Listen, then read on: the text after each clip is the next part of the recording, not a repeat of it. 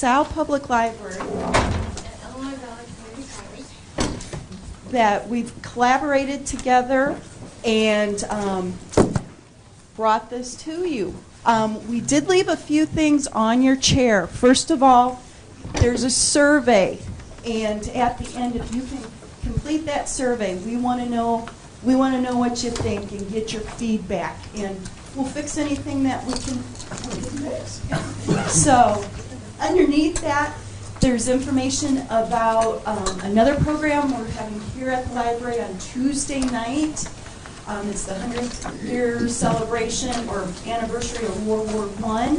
So one of our locals, Victor Crosdell, will be giving a presentation on that. And then next Thursday night will be the third of our series of programs featuring Stephanie Kraft from the University of Illinois. So please come, tell your friends, come enjoy, and just ask lots of questions. So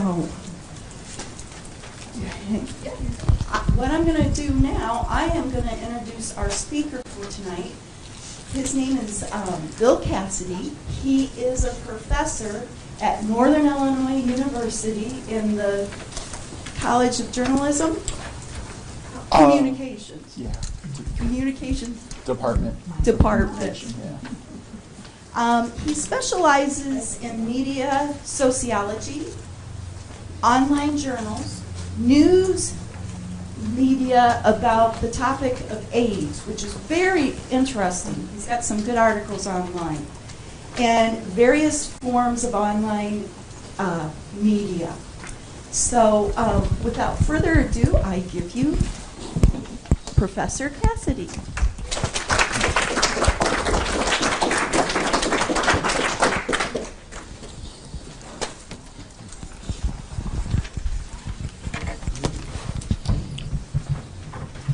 Thank you for that great introduction. This is going to be a little awkward for me for a few minutes holding a microphone. I'm not used to that. Well, it's apparently you're not supposed to. It's for them. It's for them to hear. Yeah, exactly. Because initially I was going to say, well, I'm plenty loud. I don't need a microphone. But it's for the streaming. Where even though this is going to be a low-tech presentation, we're going high-tech with regard to that. So thank you for coming. I really appreciate it. And as I kind of said, this is going to be a low-tech presentation. When I was communicating with Donna, she was asking me, well, what are some of the things you need? And I said, well, can we get an idea of a setup for the room? And she was saying, well, if we use a projector, that things would have to go on that wall. That's why I'm pointing over there. Everyone's looking. But anyway, it's just a blank wall. But so I said, well, let's just do it. Whatever works best for the audience here and works best for for us to talk. So I bring no bells, no whistles. It's going to be us just kind of having a conversation, I think. And because one of the things too, while I'm used to talking, I teach classes. Obviously, I'm used to talking in class a lot. I'm not used to giving a formal presentation. So the way that I want to do this is, I know there's a question and answer afterwards, but as I'm talking, feel free to ask questions, and I'm going to also ask you guys some questions as I talk as well. So we're just going to have this, I guess, kind of maybe a little bit different than you had anticipated. Another thing before I get started is a colleague of mine at Northern came by my office the other day, and she was saying, "Oh, I saw something about your talk in the newspaper," and the funny thing is she thought it was in DeKalb, and I said, "You're going to go to LaSalle from DeKalb?" Anyway, she's not here, but so I, having a little bit of an ego, I Googled stuff, and I was looking up, and I saw a few articles about this. And one of the things that I found really funny, given the topic of this, is for one of the little stories talking about, discussing this, my appearance, there were some interesting comments in the comment section. I wanted to talk about them a little bit. They didn't attack me personally, but it was I wrote down a few of them. Media and journalists have no credibility. 92% of journalists are liberal. I don't know why it wasn't 91. George Stephanopoulos is an operative from the Democratic Party. Rush Limbaugh is the most honest journalist. There are no honest brokers of information. The Chicago Tribune, just in case this is an announcement, the Chicago Tribune is pushing a left-wing agenda. The New York Times, the Chicago Tribune are fake news. Those were all in the comment section for this little talk. So yeah, I was like, I strangely enough, I was too, because I'm like, this is awesome. So the way that I was telling you in terms of how I like to organize things in terms of talking and asking questions and having a conversation back and forth, also I want to sort of give a preview of how I envision this to go in terms of subject matter. So, the topic here is basically the proliferation of fake news on online. And so I'm going to start by giving you some background information, some statistics. There'll be a quiz afterwards. And then we're going to talk about this thing called fake news. And then what I'm going to do is talk about some ways that maybe we don't think about in an obvious way as news consumers to deal with it. Or not even just fake news, but journalism and the news media in general. So that's kind of the way that I want this to go here. So anyway, background information. As I'm sure this is no surprise to you, this is going to be good. Lacking in manual dexterity. Online journalism is a very significant source of journalism. Studies show that, well, let's sort of go over the background first of what we as consumers, where we get our news from. And studies done by the Pew Research Center, which is a really great nonpartisan research firm. The percentage of adults in a 2016 survey who say they often get news from TV is 57%. That is, television remains the most utilized medium for news information, even in this day and age. That sort of translates to 46% at the local level, 31% cable, 30% the national nightly news. The survey asked or gave participants, respondents, the opportunity to name 3 different sources. So digital was next at 38%. People saying that they often get their news from online sources, very significant. Radio, 25%, the print newspaper, 20%. Just as I'm somebody, I don't know, maybe it's a rule because I'm a geeky college professor, I'm interested in methodology of surveys and things like that. When they said newspaper, like if you got your news from the website of the newspaper, they put that as digital. So 38% digital, 20% newspaper, 25% radio. A similar study by Pew said that just about 2/3 of folks who were following the recent presidential election got news from online sources, from digital sources. And so certainly in the election, online sources were a very prominent, very pertinent source of information. 48% of those folks got their news from going to online news sites or apps of news organizations, and 44% from social networking site. So 44% social media, election information from social media. And that sort of gets us into this idea of fake news, or the possibility for fake news. Because some research suggests that social media makes it easier to spread false information.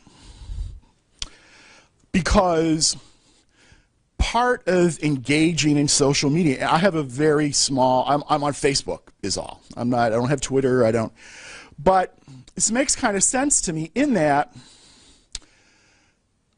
part of the process for us in terms of social media is that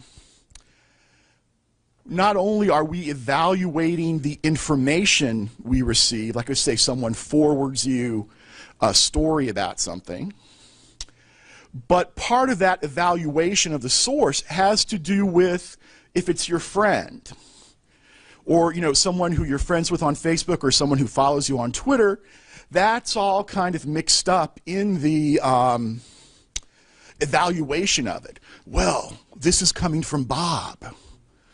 Bob's a smart guy.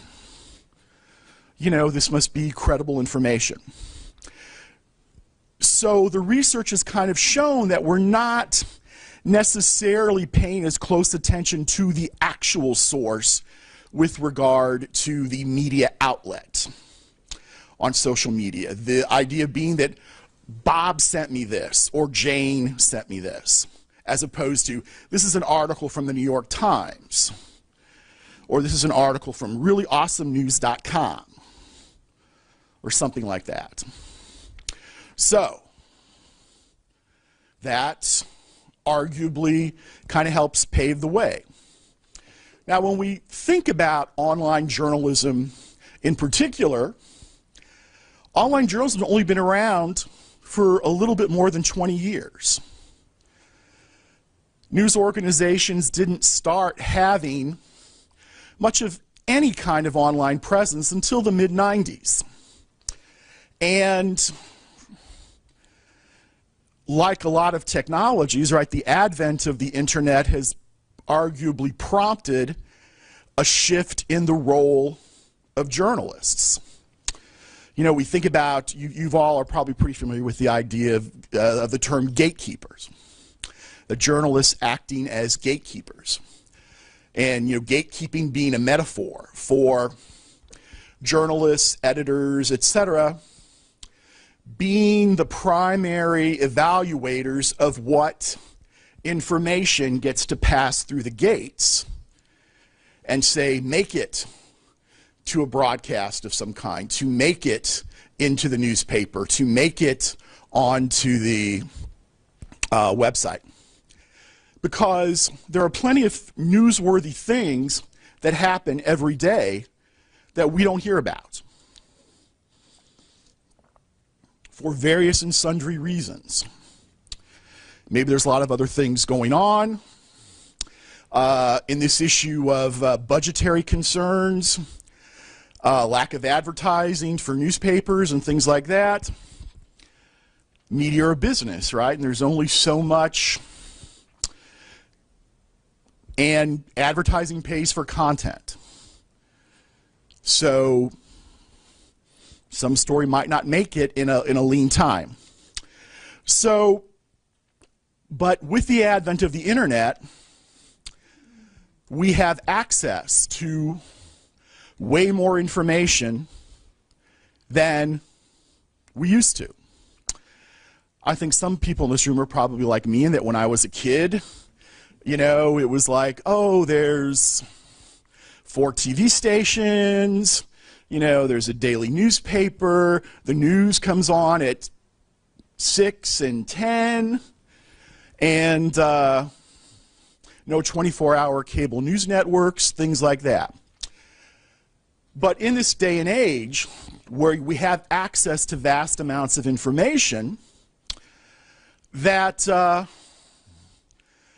the one hand, that's really great, in that, you know, I don't know about you guys, but I can get lost. I can just sort of go down an internet hole in terms of looking at, you know, going from one thing to another and this and that. And next thing I know, it's like 2 hours later, and I forget what I was originally searching for. But with that advantage, what does they say, with great talent or something, or something along those lines, comes great responsibility. So given that journalists, and some might say this is a good thing, and in many ways it still is a good thing, that journalists don't have the gatekeeping role, that their role as gatekeepers has shifted because we have access to all this other kinds of information, more of the responsibility is on us as the consumers. That we need to have the skills, right? We need to have the ability to separate the credible from the ridiculous, the true from the false, to be able to, and it's one thing I talk to my students a lot about, to get information, get credible information from really good sources. Now, with regard to journalists and journalism and all of this, some folks with the advent of online journalism said, well, the gatekeeping role of journalists really just kind of goes out the window, that it's all gone. It's, you know, it's a free-for-all. And that really isn't so much the case, although it's more of a free-for-all than it used to be.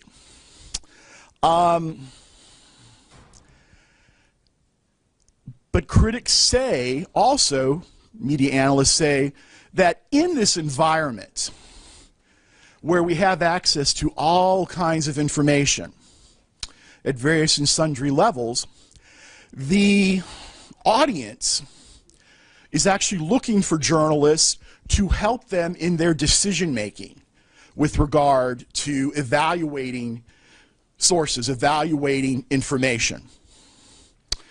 One quote that I long held in high esteem says that with the available of news and info from both legitimate and illegitimate sources, this makes the demand for the journalist as referee, watchdog, and interpreter all the greater. So it's a shifting of the role, not necessarily in deciding what we end up seeing or hearing or reading, but helping us make sense of it, helping us make sense of evaluating the information. So, and that's kind of the environment we're in. And then with the advent of social media, that kind of even adds a few more layers to it. But the internet was really kind of the start of this. Before the internet, publishing fake news was impossible pretty much for three main reasons. The first is distribution and cost. Before the advent of the internet, distributing information cost a lot of money. The second reason has to do with trust, has to do with building an audience. Back in the day, building a large audience took much longer. The relationship between consumers and a news source is got to be built on trust. And that takes time. It is also very costly. There are economic consequences to that.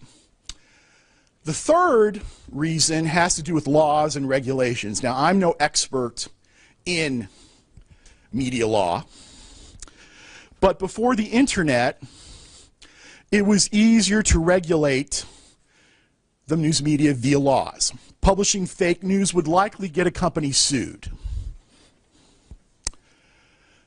But now, in today's world, with the creation of things like Facebook and Twitter, people can exchange information on a much greater scale.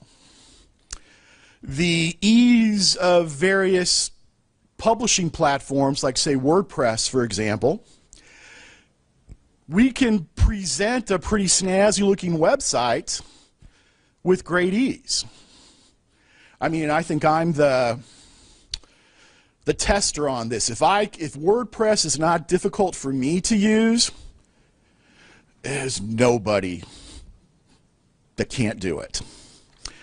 So you can create the appearance of something professional, credible. So in essence, what I'm getting at is the barriers were gone. The barriers were now gone. Distribution, costs are now basically zero. Trust doesn't matter as much. Reputations are more expendable. And with this tidal wave of information, it's a lot harder to regulate. So, again, kind of this idea of it being kind of an open market, if you will. So, that's kind of the background info that I wanted to get. Well, a little bit more background info. Now, obviously related to all of this, and the idea of fake news, is how Americans feel about the media in general. But first of all, I wanted to give you an interesting statistic, and I want to see if you agree with this. Again, a study from about 6 months ago, 84% of Americans, they're at least somewhat confident that they can recognize fake news. You're shaking your head. Do you think it's, what do you think? They're deluding themselves?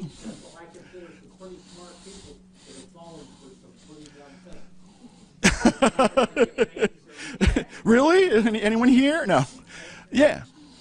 So, yeah. I agree with that.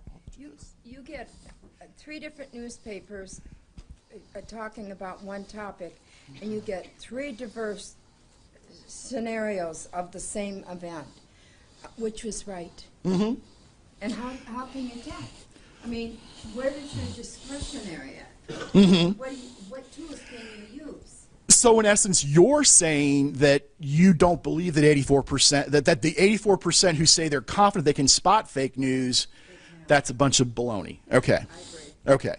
That it's less than that because of that kind of, because one of the things that, as you were just saying, in terms of, well, what do you do? How do you evaluate these perspectives?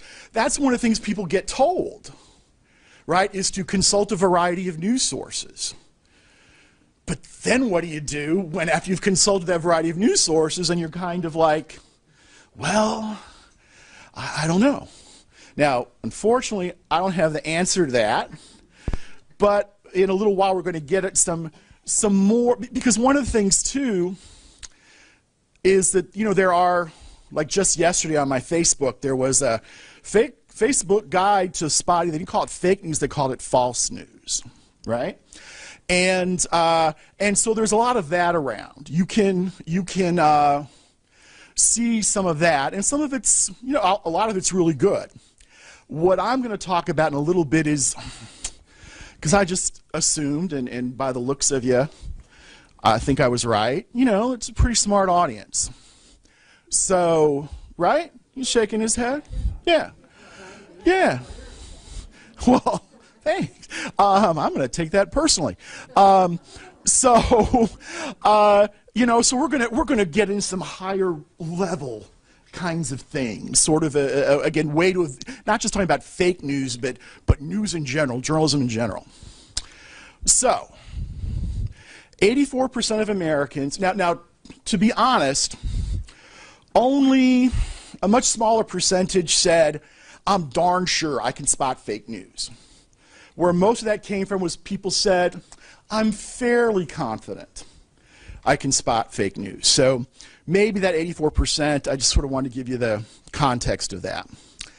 But in terms of Americans' feelings about the news media in general, one of the things that has happened pretty consistently in the course of the last several decades, pretty much once kind of the glimmer and shine of Watergate wore off, that the public's perception of the media, the public's confidence in the media has dropped. That the public in general doesn't have a really high impression of journalism to begin with. And that is significant in this environment of fake news, of dealing with the concept of fake news. But anyway, a few more statistics. Another Pew study asking a nationwide sample of folks, how much trust do you have in the news media? And they asked about various kinds of news media.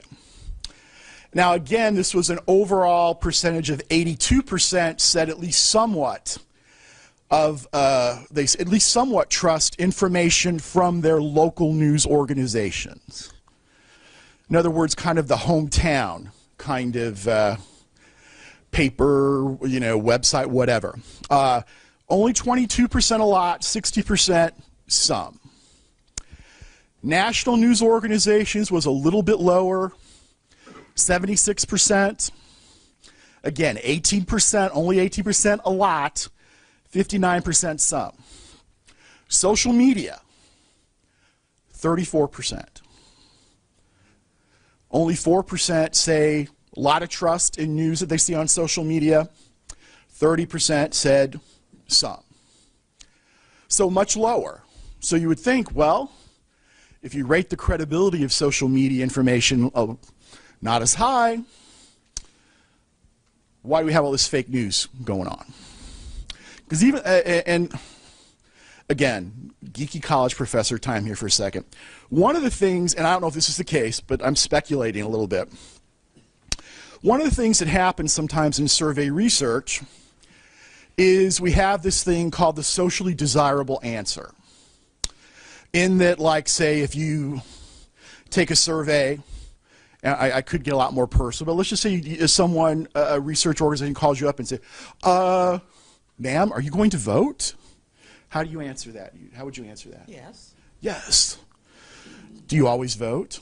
You do. Okay, she's the one. But we know that's the socially desirable answer, right? Have you ever stolen anything in your life? No. Never. Never. Have you ever cheated on a spouse?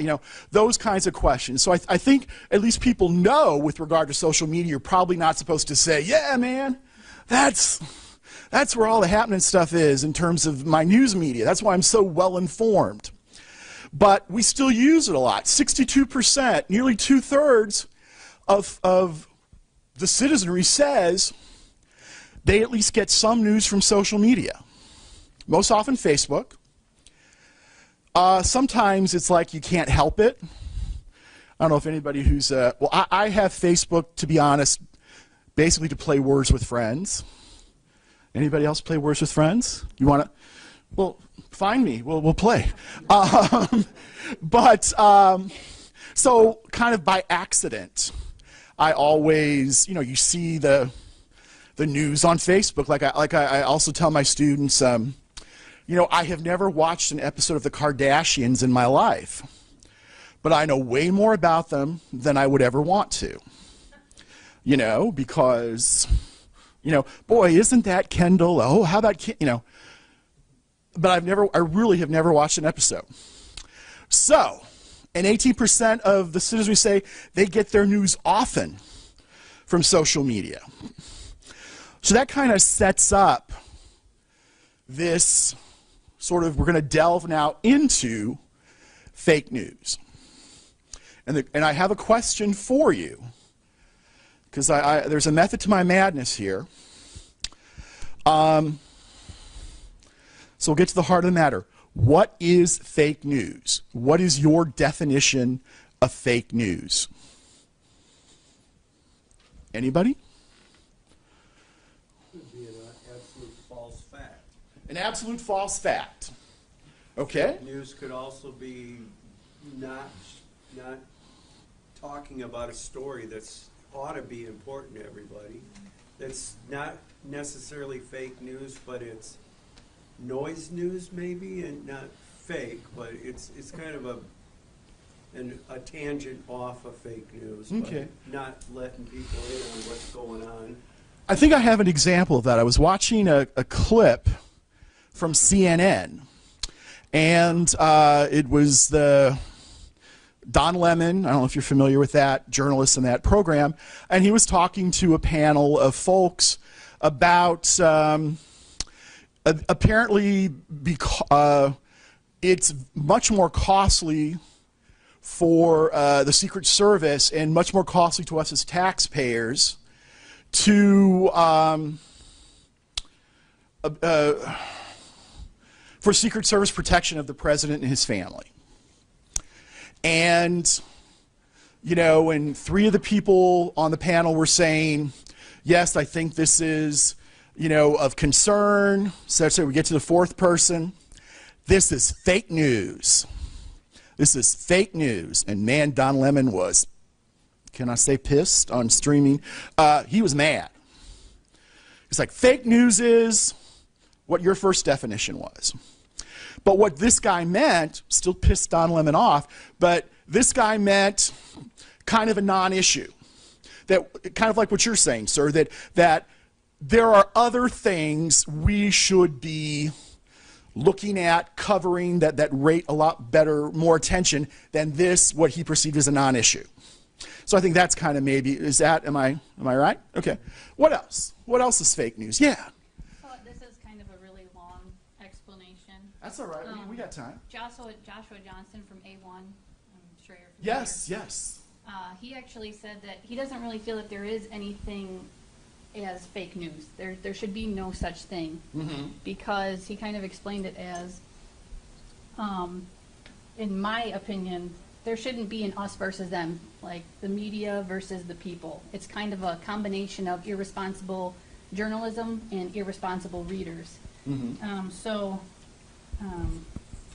And I kind of feel like Facebook plays into both of those vulnerabilities, because there's an algorithm that, you know, if you like Fox News, something else is going to pop up, like maybe Breitbart is going to pop up as something else that you should like. That they So perceive as connected Yeah. to Fox News, Yeah, right? so If you like you're- Fox News, you're going to like Yeah. townhall.com or, yeah. So you're kind of stuck in this little bubble of your confirmation bias, things that you're reading to make you feel comfortable with what you already think you know. Yeah, kind of a term that's getting talked about a lot, digital echo chamber, Yeah. right? And that's kind of what you're talking If about. there's a fact, there's a fact. If it's a number, if it happened, if it took place, it's a fact. You can't change that. But anymore, journalists are writing with an intent to make it fit into their you know, whatever. So Yeah, the idea of like sort of slanting info. So, sir, then we'll go back to RT. RT. RT, period. Russia Today. Oh, okay. In other words, them manipulating election, things like that. Yeah. Yes, sir. She mentioned that she sees a story, and then there's a totally conflicting point of view in another story, and then that, in my opinion, isn't fake news. That's kind of like a whole sphere, and hopefully we're graduating high school and maybe college with enough intellect that we can figure out what is the fake news from all the various flavors that is being presented to you. So I was also going to add that I have a television setup where I can watch 3 TV stations at the same time. And you'd be surprised how they must all get the stories of the half hour from AP or Reuters, because if you flip channels you're going to see the same stories is being highlighted by all 3 networks. And I'm talking about broadcast, Right. cable, which cable can be a flavor to get you to buy their channel instead of over-the-air broadcast, kind of like. So I said enough on that. Well, we're going to talk a little bit more about that later, but you're in that studies have shown, right, that there is a a lot of similarity between how what stories get covered, how they get covered, even a lot of times as well. Market. Yeah, and there's some other stuff too. Again, I don't want to give away but that's a big issue. You had your hand up again. I guess I was going to say you could make the argument like something like the Star Reporter or the Star News, like a 30-year-old gives birth to an alien. Clearly, that's fake. Okay, so you could Are make you that sure? argument. I guess I can't prove that I'm sure, but I'm pretty positive. Right. So yeah, there are levels of things that. Anybody else want to? Yes, sir. Yeah, I think with some fake news, it's We're gonna let you both perpetuating in. absolute false Mhm. facts. Like they've just made them up on the spot. But I think, like, you know, with what she was saying, she's dealing with like perspective of the truth. Right. Like, that's why if an accident happens, the police question every witness to kind of extract the general truth, because they're going to get a different perspective of each one. But like with fake news, I think there's also like where you get into where journalists will speculate, and the speculation is based on facts. So like a credible journalist, his speculation or her speculation might be more on point. Where like, you know, somebody that has more of an agenda to pull or sway people to a different side, they might speculate and do something kind of underhanded with that. And it's, you know, in news stories, you have to look out for the facts, but then also the conclusions that are being drawn from those facts. Yeah, because that gets at a kind of a. I don't want to, because I'm afraid I'll keep you guys here really late if I keep, because I can talk a little bit, right? This guy's shaking his head like, yeah, okay. But that does the public understand journalism in the form of, say, your 10 o'clock news? I'm not going to ask you. I'm not. But is the 10 o'clock news the same kind of animal as Bill O'Reilly or Rachel Maddow? Right? Those are different kinds of program. There's certainly public affairs, journalism program, but the 10 o'clock news or reading the front page of your newspaper, not the opinion section, but the, you know, is very different, right? Like for example, Sean Hannity. Sean Hannity says, I don't consider myself a journalist. I don't think he used this word, but essentially what it meant to me was I consider myself a partisan. You know, I'm here to give you this perspective, but studies have also shown that the public perceives that as kind of the same thing, which kind of gets at your issue. I'm not saying that's why, but that's a big issue, right? Sort of the separation. And the media, journalism has not done a great job a lot of times in terms of separating the hard news story from the opinion kind of pieces, right? So, anyone else want to give a... Yes? Sorry. I just wanted to say I kind of feel like it's a little dangerous using something like false fact or alternative fact, because that just allows us to create more and more divisive rhetoric. We've still because got that F word going on, right? One Yeah. side is just going to keep dismissing the other until you just dismiss each other and you don't hear either side anymore. So Right, it's dangerous for both sides to use it. Because one thing that hasn't come up, but one thing that gets talked about frequently is that to some folks, fake news means anything that's hostile to my agenda or my interests. That's fake news, right? There's also some evidence that's being used to discredit. You know, now what we've seen in the last few years is the rise of these news organizations that fact check. That has been used to discredit things like that. That if you're checking the facts, you are somehow engaging in fake news. A guy who heads one of the fact-checking organizations says that he has found that people tend to confuse reporting mistakes by established news organization, you know, calling that fake news. Because one of the things also in this day and age is we see news as it's being developed. And if anybody's been a journalist, that's a messy process. And if you're going on air immediately, mistakes are going to be able to try to fix those mistakes. Like, I always think about this in terms of, boy, this was about, it had to be more than 10 years ago.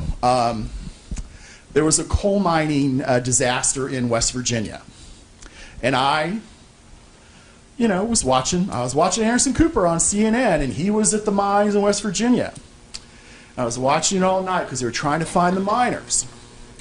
And it was really late at night, and Anderson Cooper comes on and says, okay, they found them. Reports are now they found the miners. They found all but one of them. And I'm like, awesome, I can go to bed now. And then just as I'm getting ready to go to bed, nope. Only one of them has made it. It was just the opposite. That some people say that's an example of fake news. Right? Well, along that line, I mentioned to a local news personality that when the newspaper talks in their little boardroom with maybe everybody in the newspaper office, what we should cover today, and don't stay off that angle, that's too touchy. Well, us in the web world, blogosphere, our conference room is the blogosphere. So to some extent, anything you read, you have to take with a grain of salt and understand sometimes that maybe we're trying to start a thread in a direction just to get banter back. Mm-hmm. This is the info we know at the moment, right? So, whoops, that was almost.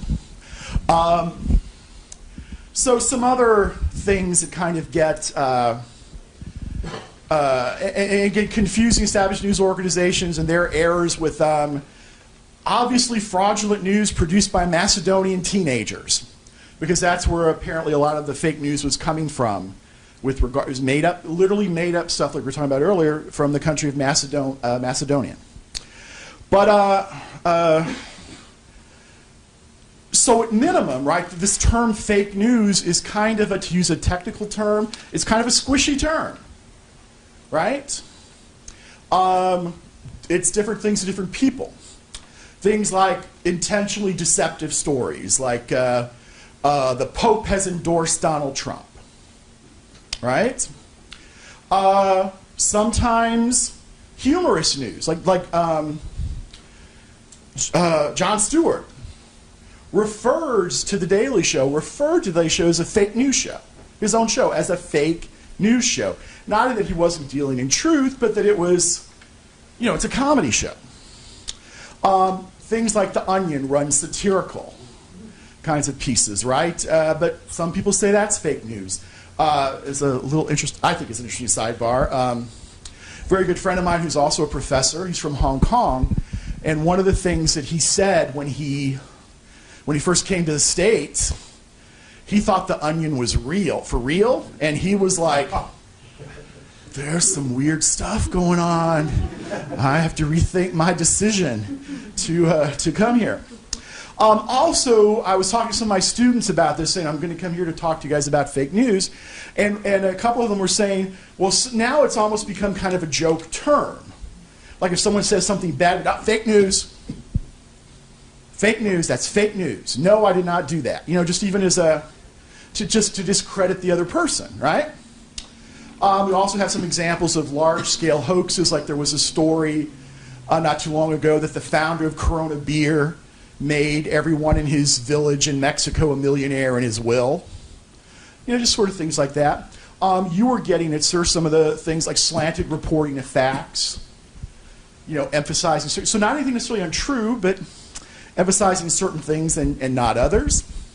And then also we've got these kinds of stories which kind of I think gets at what you were initially talking about, maybe where what the truth is pretty contentious.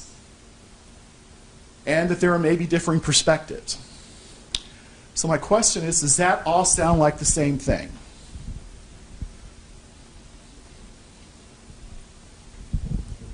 right? So, I will take your kind of non-responses. No, it doesn't sound like the same thing. And so what we have now, and personally speaking, I kind of agree with this. There was a piece in January written by Margaret Sullivan, who's the media reporter in the New York Times, who said, all the things that we've just talked about, you guys pretty much hit everything nail on the head with regard to issues related to fake news. All of those things are really important to discuss, to talk about, to deal with. But it does not do us a service to call all of that fake news, to put it in this one big blender and say all of that stuff is fake news. I was reading another article earlier today, because in true journalist fashion, I kind of cram at the end usually too. And there was an interesting quote in this article. All the varied meanings of fake news have made the term meaningless. It's a rallying cry to some, a joke to others. It's both and neither. It was born from a media frenzy bent on describing a murky reality. Mostly it's become a signifier of cynicism, a term feeding a public sense that maybe nothing is believable or worth believing anymore. That this just sort of inspires that kind of continued downward perception of the news media, of journalism. Remember earlier I gave you the statistics with regard to about 84% of people said they were at least somewhat confident they could spot a fake news story. Again, thinking about definitions, fake news was defined as something made up. And I would, say, if I had to define fake news, I would say that's deliberately constructed lies. And all these other things are maybe offshoots of fake news, but not quite. I believe in trying to be as specific as we can about terms, and that sort of gets us a little bit off the track with regard to fake news. Yeah, yes, sir. Then what would you say is the difference between fake news and propaganda? I would say not a heck of a lot. Then why are we calling it fake news and not simply propaganda? Propaganda. The term fake news is propaganda. Yeah, that's what I'm getting at. That is a very good point, because when we talk about these issues of bias and things like that, one of the things I also talk to my students about is like whenever a country gets, whenever there's a coup in a country, one of the first things that they do is they take over the media. One of the first moves they make, because of the important role the media plays, right? To where we can have propaganda. We can promote a particular side of things. So, I don't, personally speaking, don't see any difference, or don't see much of a difference at all. Propaganda sounds a lot gnarlier, doesn't it? I mean, it sounds a lot, and maybe that's why the term hasn't been brought up as much, but ultimately I think there's some folks who would say if we go by that, or at least that, even if you believe in multiple definitions of fake news, that aspect of fake news amounts to that, right? Well, the definition of where media gets all its money is propaganda. The reason they exist is to spin people to go buy something, and that's propaganda, generally speaking. It's a sales pitch, is propaganda. Well, one of the things that has happened, right, is that we made the decision at a crucial point in our history, and a book I use for one of my classes talks about us in Great Britain, and that we as a country made the decision to have our media system be a business, to be a commercial one. In part, whether that remains, I guess it depends on your level of cynicism, but in part, the motivation for that was we don't want to have any government control of it. It should exist independent of government. Arguably, what has happened is, well, maybe you're independent of government, but you're not independent of advertisers, right? Whereas Great Britain, journalism was a public service. And that gets into big issues of quality of journalism too, because, what do you do as a journalism organization when you're trying to keep your paper afloat, when you're trying to have people click onto your website, when you're wanting to get an audience. And you see that the most clicked on story, I had one class that you bring these people up every class. I'm going to say the Kardashians again. But what if the most popular story is about the Kardashians? What if your audience says you want all Kardashians all the time? And then maybe some puppies and cats. What do you do? Because you got to stay in business. But then again, if you think about journalism as it was intended in this country by the founders of our country as, the fourth estate, watchdog, giving us the information, ideally giving us the information we need to make effective decisions in a democracy, because the media are where we get the bulk of our information about things that occur outside of our immediate environments, right? Like, I'm sure we all have an opinion about any issue. Let's just say immigration. I'm not going to talk about immigration per se, but we all have an issue. Well, no, immigration, for my little point I want to make, that's not a good topic.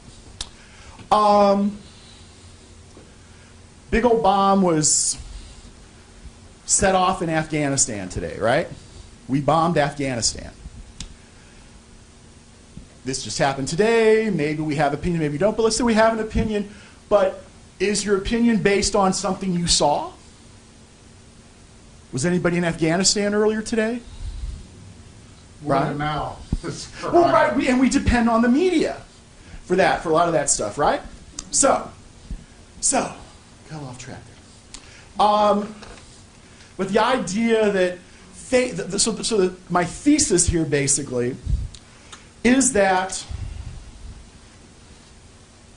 fake news, according to some, and I would kind of put myself in that group, has almost become a meaningless term. Because we either talk about a bunch of different kinds of fake news, or what's fake news to me is not fake news to you, et cetera, and so forth. So at minimum, it's complicated.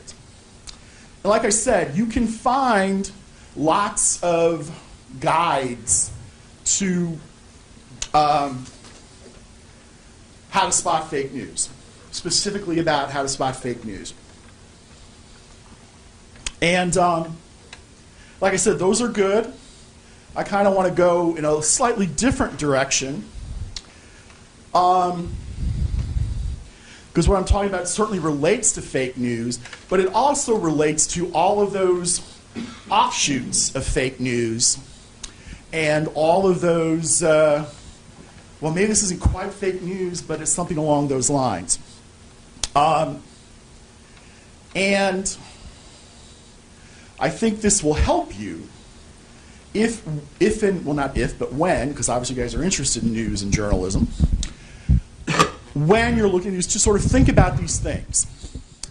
And one of a very important thing that some researchers say arguably gets overlooked is examining, which we've already kind of done on a, based on your excellent statements, but we don't spend enough time looking at what influences content. A lot of research in the media, on the media, looks at the effects of the media, right? Looks at, statistics of you, that by the time a kid's 18 years old, he's watched, 800 gazillion hours of TV and seen, 2 million murders or, don't quote me on that, but, those kinds of things. The impact of violence.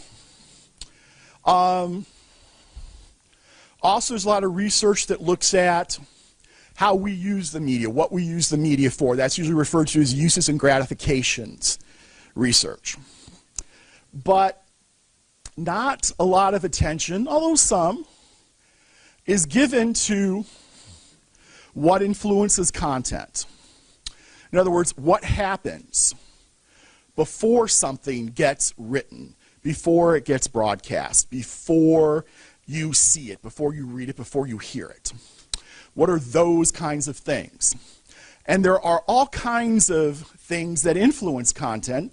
They occur according to something called, you might want to Google it, it's called the hierarchical model of influences by a couple of researchers, Pam Shoemaker and Stephen Reese, R-E-E-S-E. That influences on content occur at 5 different levels.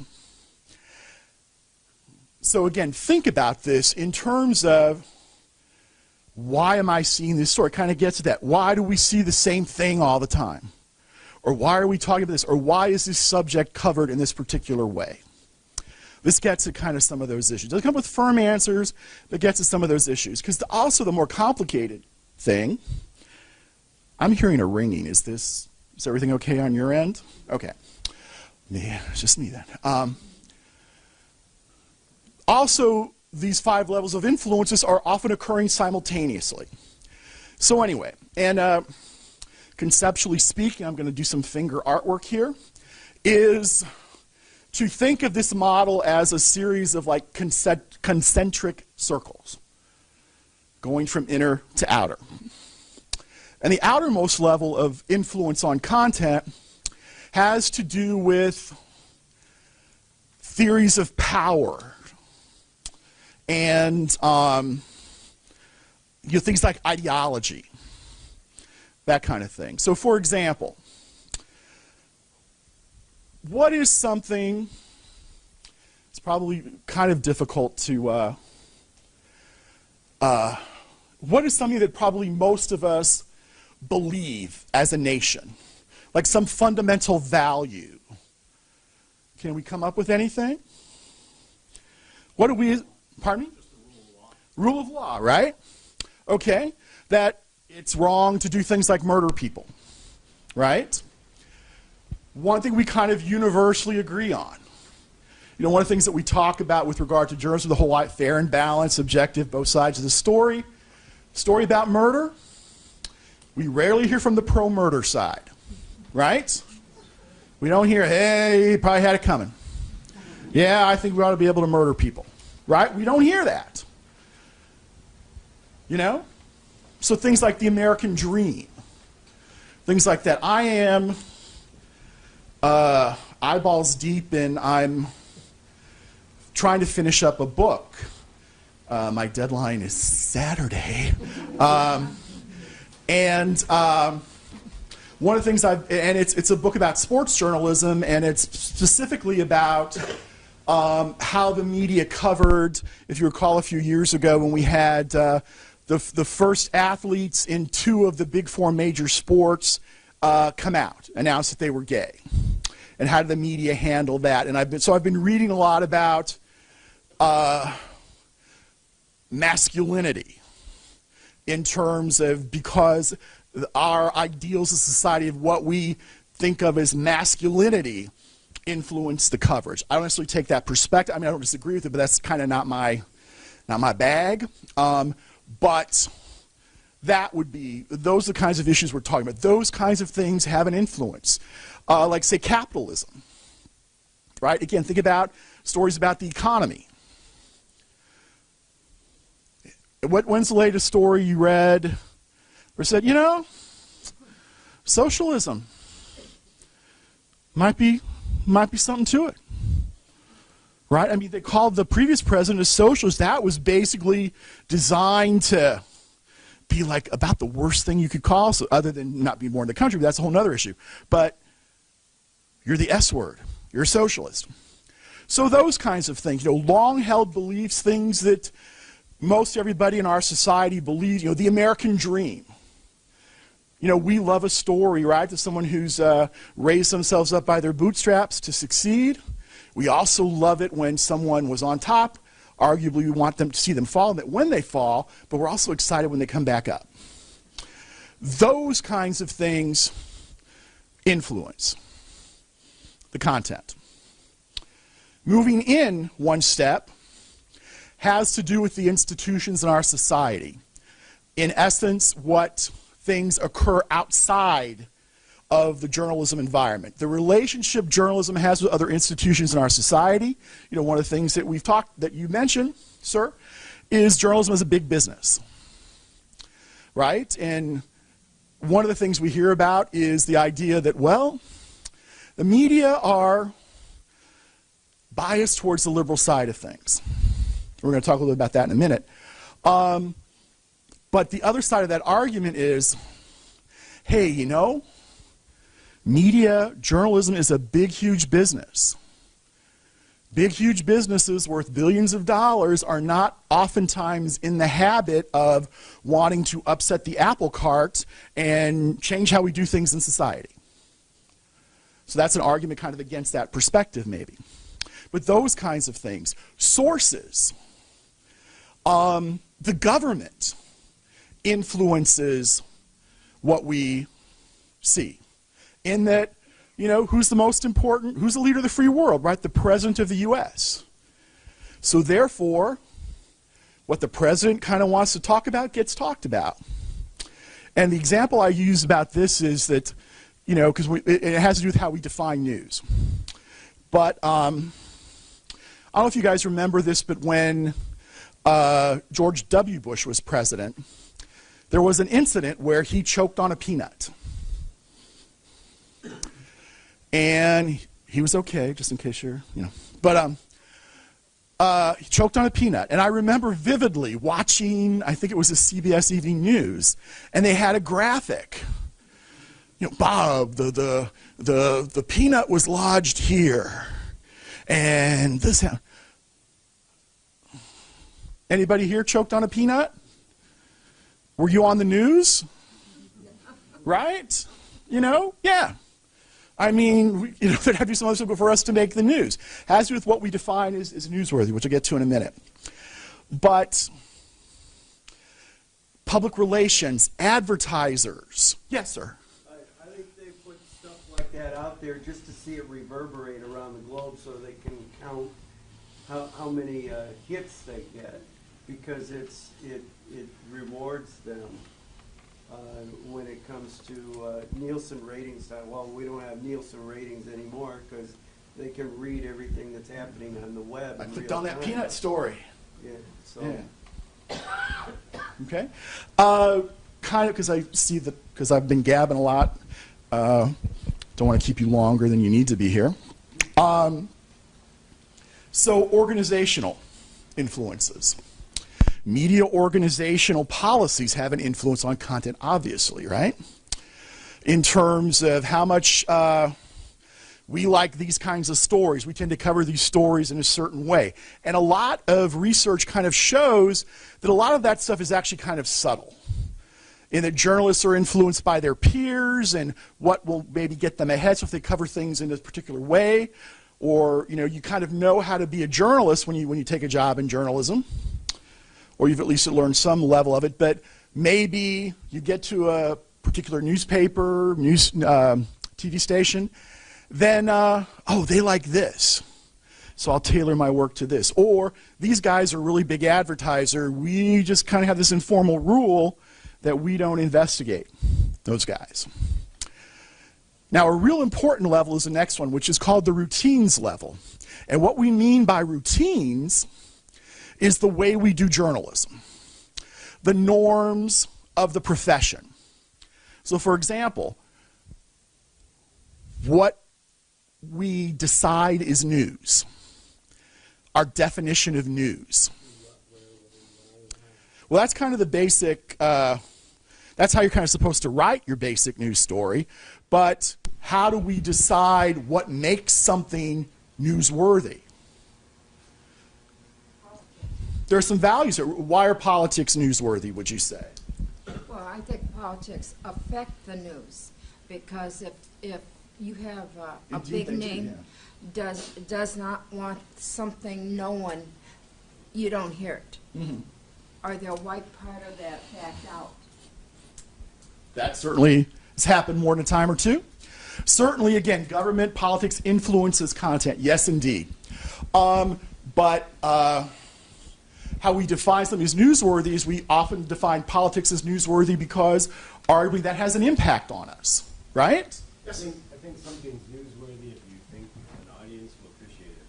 Well, that gets into it too. Like when we talk about at that institutional level, the audience has an influence, right? Because Like, you know, if I was choking on a peanut, there's not a very large audience that would appreciate that story, but the president that chokes on a peanut, suddenly there's an audience for that. Right. So then it becomes newsworthy. Right, So, because it's the president. Right. Prominence. Prominence is a well-known news value in terms of what the important people do is newsworthy, right? One of the things that I hear oftentimes people is, why is there no good news? Why do we not hear about good news? Does it pay?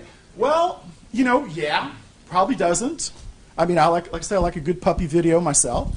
But, you know, but also in terms of how we define news, again, long before, we're talking way back in the day before some of these influences, what we as a society, what the profession has defined as news is not geared in that direction, right? You know, conflict, murder, those politics, you know, those kinds of things. So those kinds of subjects are more likely to get covered, which in part leads to influence at the organizational level and the routines level in terms of why we see a lot of the same kind of thing. Because most mainstream news organizations have a pretty similar definition, sort of a societal definition of what makes something newsworthy. Yeah. What about ownership, like Source? Sure. Now, traditionally, and that would be the organizational level, traditionally, a lot of news organizations had they referred to it as, you know, separating church and state. That's less and less the case now, but still we've got some of that going on. But certainly ownership has an impact too, right? Like him or hate him, Rupert Murdoch comes to mind as the example of, say, an owner who probably exerts more influence than, say, other owners. So that has an impact too. You mentioned who, what, when, where, why, and how.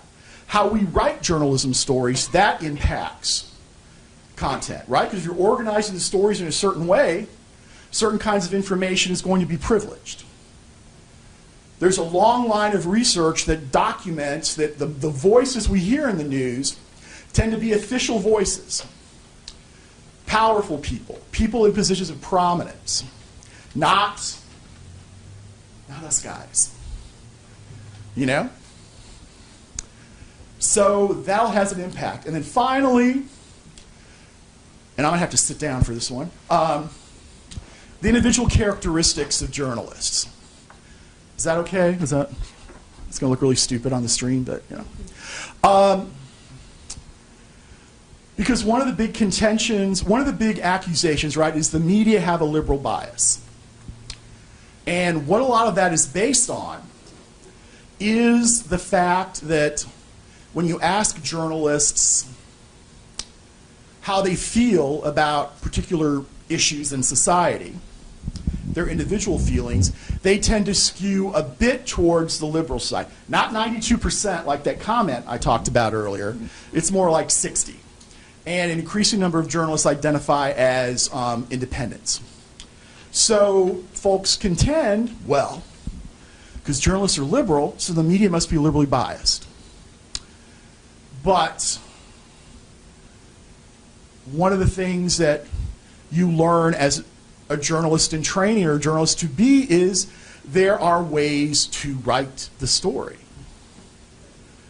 And so research has shown that your individual demographics, like your political leanings, for example, have very little influence on the content you produce.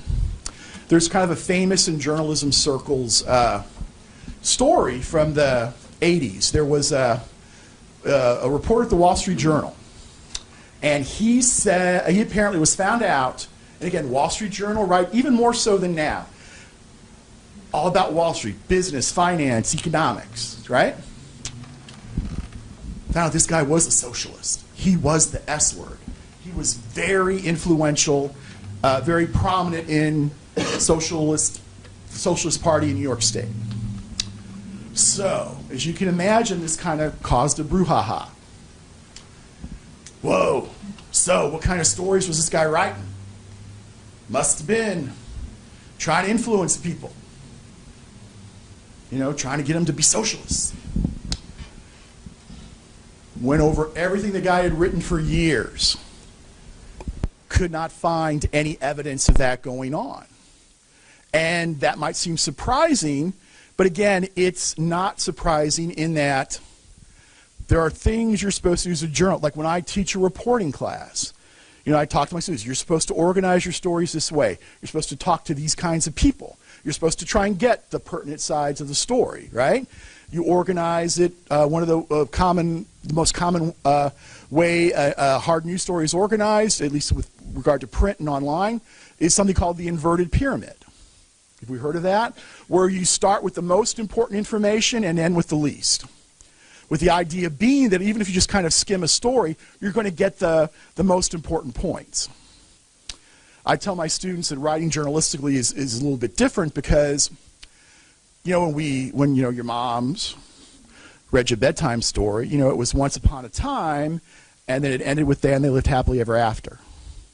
Journalism starts just the opposite. They lived happily ever after. Here's how it happened. Because the bottom line is they lived happily ever after. Or I tell my students, well, when you're telling somebody a story about you got an A on a physics test, let's say, something I have never done, but you know, you don't start with, well, hey, you know, I saw we had a test in 3 weeks. I got some note cards, started studying, I quizzed, you know, I had a study group, and then I got an A. You say, I got an A. Again, that has an impact, right? So the individual characteristics is something that kind of gets trotted out a lot, but research has shown that that's probably the least effective way to sort of look at this issue of bias in media performance. But so I'll kind of, yeah, yes, sir. Two questions. Sure. What's your opinion of the Columbia Review of Journalism? Pretty good. I can't say I read it all the time, but I think they tackle some important issues of industry issues and the way we cover kinds of issues and things like that need attention. Yeah. They do a pretty good job. I think so, because it's kind of an insidery kind of publication, obviously, right? And looks at, you know, how can we do this better? You know, so to me, it kind of seems like it's something that is concerned with quality reporting, quality journalism. So.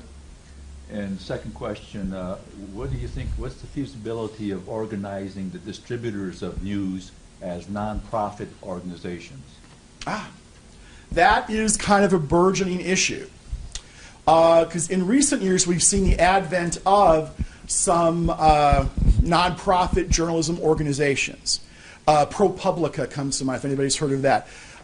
These kinds of organizations tend to deal in investigative kinds of issues. And they kind of have supporters with deep pockets and things. So that's an idea that folks are kind of trying to get going. But when and ProPublica's, you know, although they were called fake news recently, but they've won Pulitzers and things like that. But when we talk about those sort of social system, you know, we kind of don't do journalism that way. So it's been kind of slow going for those places to get some traction. But there are some that are doing some really, really good work. Wouldn't that obviate a lot of the problems, though, that we're talking about? Yeah, but you know, we can always find another problem, right? Because the first thing that would come to mind would be, well, who owns you? And are you beholden to that owner? You know, who's contributing? Does that mean you're going to have this kind of perspective? Now, I'm not saying that it wouldn't be a good idea to do that, but I mean, but you know, you're going to have those kinds of, you know, everything can be spun, right? You know? But those very questions are paramount in today's setup. They really are. They really are. And like I said, we're seeing some. I would advise if you're interested to check ProPublica out there. They're really interesting, and again, cover issues because they're not concerned with hits and clicks and viewership as much. They can also take time to work on a story for like years, and you know we see depth and really just kind of really excellent kinds of things. I have a Reuters raw feed that I can see, and so that's what all the newspapers and magazines see, those stories created by them. The wire services, yes. For all the media outlets to pick up and decide what their readers are going to like. But when you see it from a Reuters point of view, then you're seeing more of everything, sort of like Huffington Post, sort of. Yeah, good point. Yes. How dangerous is, in your opinion, and if I ever have someone, I'm sorry, how dangerous is fake news? Can I ask my question before you answer that? Sure. Because this is, I find this all very frustrating, and what I was kind of waiting for you to get to is... The magic solution? No, the magic solution. The problem is the definition of journalism versus entertainment news. That is the division. And I don't think there's a journalist out there who does not take his job seriously and is reporting, if it is a factual story, reporting the facts. If there is exactly how, when, where, how, whatever it goes. If you're reading the Chicago Tribune and they're talking about something that's happening on the South Side, there's no bias in that. This is pretty much what happened, and going through police reports and all of that. But when you have to conform to ratings and to clicks and to everything else, and we have such a short attention span as a country, if you read newspaper articles, which I know you have from the 30s, the 40s, the 50s, if you look at the quality of the language, the quality of the reporting and everything else as to what we have now, we're all about entertainment. And people won't stay on it unless you have a headline that says, you know, watch so-and-so tell off such and such. Yeah, exactly. So it's all about the entertainment value. So as we discuss this concept of fake news, the question is, are people buying it because they find it entertaining? And if you've been hit with it 5,000 times, does that give it a validity? Versus journalism, which actually does still have integrity in this country, but it's overwhelmed by the fact that journalism is not fun, it's not entertaining, it's actually a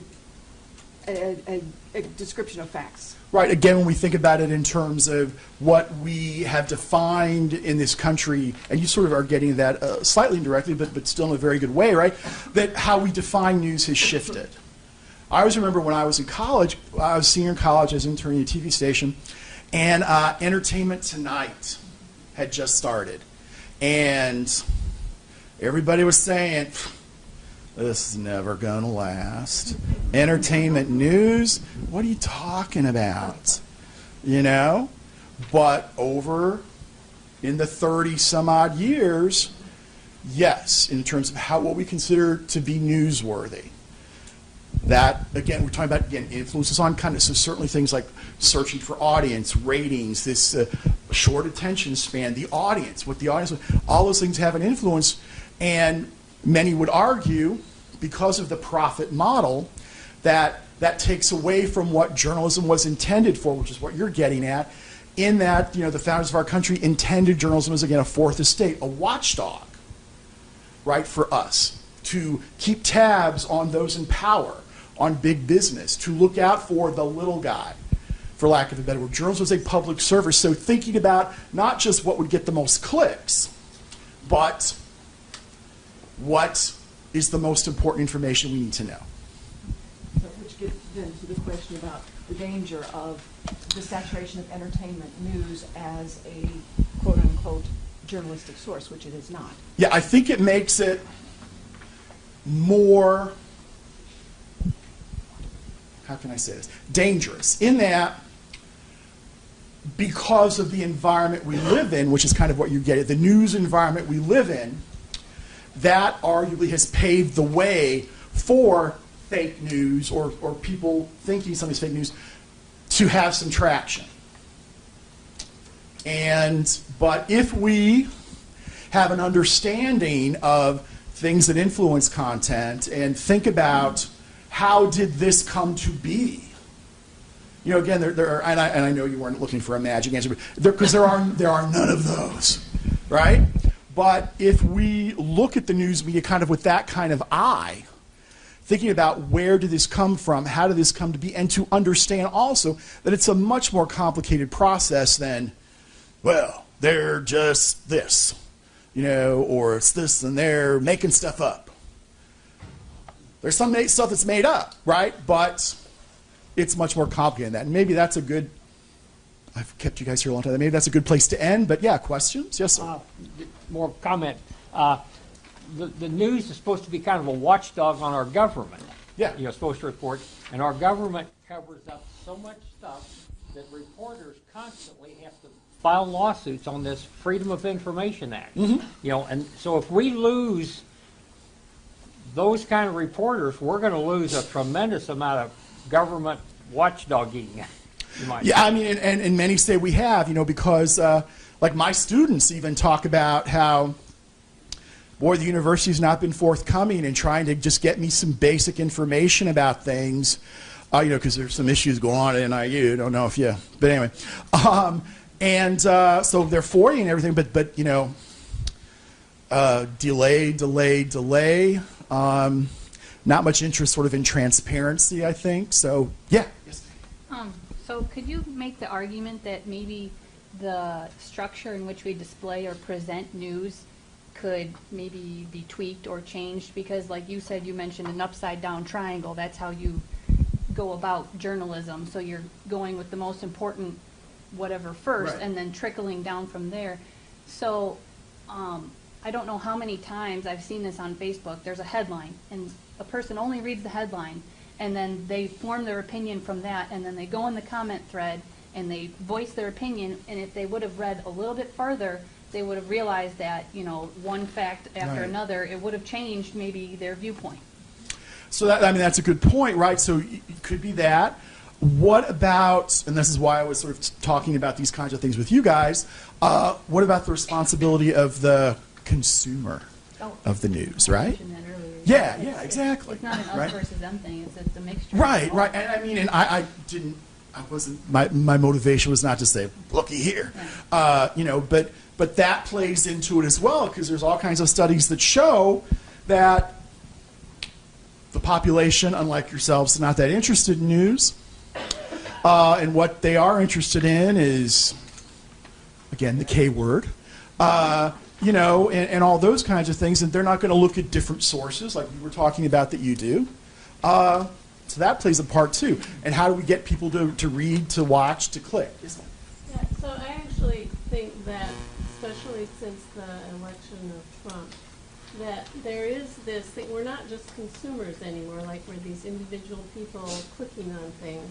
There's a, you know, there's this, the whole phenomenon of organizations and mass movements and people in the streets and nonviolent protests and all that. And I think part of that is also that people are really hungry for the truth, and I'm not trying to make that the big T, just the actual things that Journalistic they tell. truth. Right. So you think about in the way how Trump started out and ended up as president, he promoted fake news for years about Obama's birth certificate. That was sort of and a whole narrative went off about that, and a whole movement, anti-Obama thing, followed from that. Mm-hmm, So, but I just feel like that we need to have more faith that people actually, that more people, if they're more informed, if they're sort of see injustice and stuff, will get involved. They want to know the truth, and they don't just want to be entertained. Well, and that's, I think, a really good point, because that's what we're seeing a bit of now, too, writing that talks about how, in some ways, arguably, this has reinvigorated the population, right, to pay more attention, and also reinvigorated journalism in terms of paying attention to those, paying more attention to those kinds of things. We had something similar happen after the beginnings of the Iraq War. There were many newspapers who, like a year or so later, ran editorials that said, we let you guys down. We accepted everything at face value, the whole weapons of mass destruction kind of issue, and we did not do our due diligence. And arguably, we're seeing some of that now to where they're saying, all right, we need to do some reinvigorate. Like, for example, I didn't mention too much about the O word, objectivity. And one of the things that some people contend is that, well, if you're a journalist and you're interviewing somebody and someone tells you something that is just, I don't want to say fake news, but something that is false, something's demonstrably false, and you as a journalist say, hey, that is incorrect, sir or ma'am. Some people perceive that as fake news. Or if not fake news, you're overstepping your journalistic bounds. It's your job to report what is said, and we have members of administration saying that too, right? Where arguably that is being objective, right? To say, no, that is incorrect. That's implying a press release that somebody put out. Right, It isn't checking it out. Right. So that's part of what you're supposed to be doing. Yes, sir.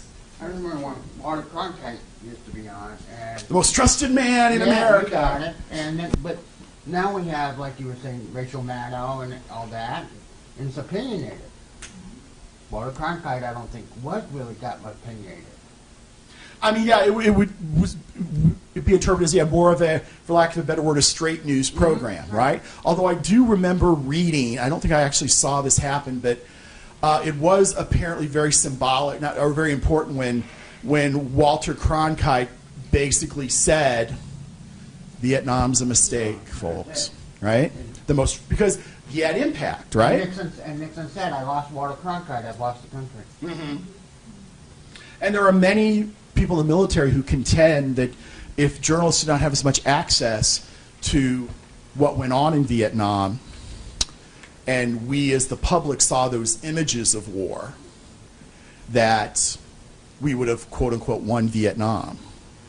So that sort of talks about the impact of journalism too. So We saw them. that's what I mean. We saw them. If we hadn't have seen them, we wouldn't have. Because there was another thing, too, with regard to Iraq. There was a big controversy in the early 2000s. President Bush did not want the news media to photograph, because this is a very striking and, just of the coffins draped with the American flag in the airplane hangars, filled from one end to the other, because that would have an impact. Sorry. We didn't win Vietnam. China is now capitalist. What was Vietnam all about? To get China to be capitalist. And they own us now financially, necessarily. That's next week's presentation. There was a hand, but I told you. Oh, I'm sorry. Last week we had the woman out at the college, and she showed that one picture that you're referring to, with the caskets coming off the plane. And there was a soldier bent down on the end of the casket, and her mouth said, "Look at that soldier sitting on that casket." Now, that offended me, and it hurts me. Now, my son was in Iraq. He could have been one of those. Sure. But for her, as a teacher, to make that kind of comment was disgusting. And that's part of the problem. Not her particular, what I'm saying, but that's part of the problem. The effect of, well, look, he's sitting on the casket. And it wasn't. That was false, whatever you wanted. It was a lie. He wasn't sitting on that casket. I think it was a mistake that she made.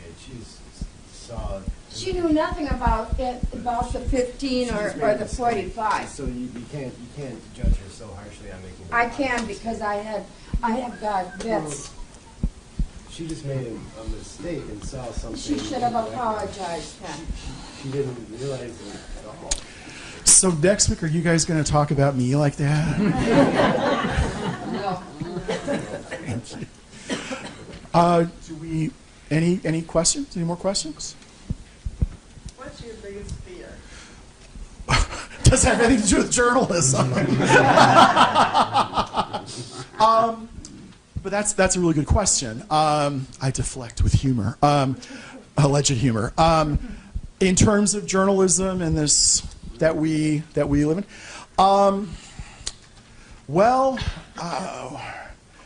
I hopefully am training journalists of the future, right? And one of the things that is a little bit concerning, well, I shouldn't say a little bit concerning, it's deeply concerning sometimes, is that students who are majoring in journalism, who say they want to be journalists, don't pay as much attention to the news as they used to. And there does seem to be an increasing number of, and again, this is non-scientific, this is just anecdotal in terms of my, as of being a professor for some 14 years now, that they're like, well, I want to be an anchor, as opposed to, I want to be a journalist, I want to find information, I want to tell stories that will help people, that will have an impact. I think we need to see more of that, because and you know, these are the people that are sensibly wanting to be journalists. Now I have some wonderful students. I have some students that have and are going to do really, really good work. But I think we, as journalists and future journalists, we need a better understanding of the impact that journalism has and can have. So I don't know if that